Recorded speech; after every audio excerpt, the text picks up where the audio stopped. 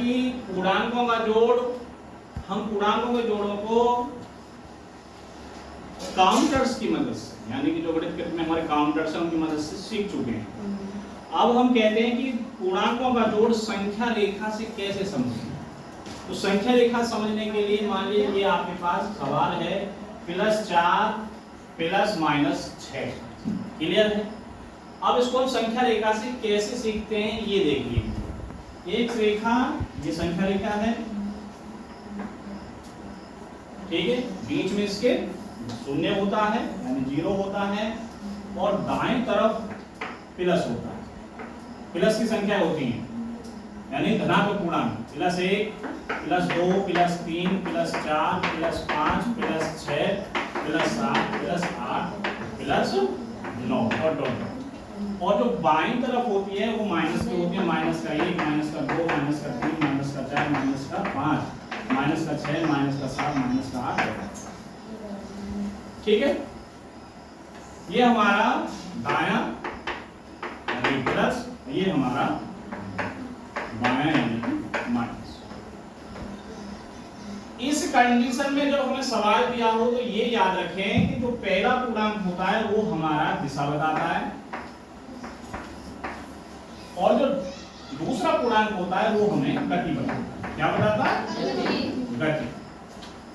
मान लीजिए ये डस्टर है और शून्य पर इस तरीका से खड़ा, ठीक है। तो पहला जो पूर्णांक हमारा कितना है? 4 है, प्लस का 4। तो क्लियर सी बात है, दिशा किधर हो जाएगी? प्लस की तरफ, ऐसे ही घूम जाएगा। तो कितना चलेगा? 4, 1 2 3 4, ठीक है।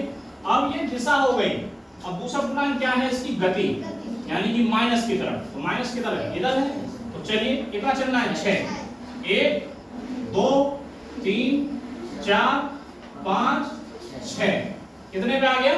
-2, यानी कि ये जो संख्या है -2। तो ये हमारा इसका मान कितना आ जाएगा? 4 चले जाएंगे, क्या बचेगा? -2 इसका आंसर। समझ में आ गया? क्लियर है? एक सवाल और देख लीजिए, -7 और +5, -7 और +5। क्लियर सी बात है, -5 में +5 है वो घट जाएगा, तो कितना बचेगा? -2 बचेगा। तो देखिए कैसे आता है। तो -7, यही वाली दिशा करेंगे पहले, ये दिशा बताता है और ये हमारा गति। तो डस्टर मान लीजिए यहाँ पर है और पहला क्या बता रहा? दिशा बता रहा है, किधर? माइनस की तरफ। कितना? 7। तो 1 2 3 4 5 6 7। अब इसके बाद ये गति बता रहा है, किधर चलना है? 5 की तरफ, यानी कि प्लस की तरफ चलना है। 1 2 3 4 5, तो क्या आ गया? वही आ गया -2, है ना। तो इसका मान भी कितना आ गया? -2। क्लियर हो गया? समझ में आ गया ना? इस तरीका से हम पूर्णांकों को संख्या रेखा की सहायता से भी जोड़ सकते हैं। क्लियर हो गया ना? सबको समझ में आ गया?